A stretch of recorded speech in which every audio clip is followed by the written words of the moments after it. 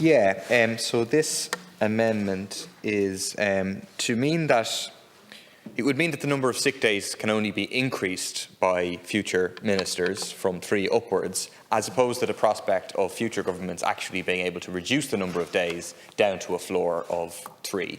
I think if you're going to say to workers, OK, we're reducing it at 3 days, we think that's very minimal, it's going to go up to 10 and then hopefully up from there.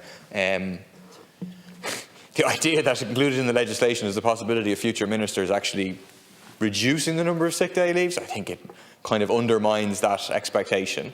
There isn't a built-in mechanism here for the number of days to increase. We think there should be, but at the very least, not including a provision for future ministers to reduce the number of sick pay days, I think is, it's a very reasonable amendment that we should not be going backwards, and we shouldn't be legislating for future ministers to go backwards.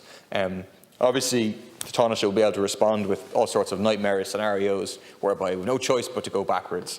OK, but in that situation, a future government can bring legislation to the Dáil, and let's have a public debate about reducing the number of sick days, as opposed to empowering the minister to simply be able to do that. We think it should be a one-way, ratcheting upwards mechanism in terms of sick days. Section 6 provides that the first ministerial order made under the bill will not reduce the number of statutory sick leave days. Subsection 2A1 provides that no ministerial order will reduce the number of statutory sick leave days below 3. This means that once the bill is enacted and commenced, the number of statutory sick leave days can never go below 3. The effect of this amendment would be that the number of sick leave days provided could never be reduced. I've set out the 4-year plan, and there are currently no plans to reduce the number of sick leave days provided for under the bill, and I have been very clear about our intention to move to 10 days over time.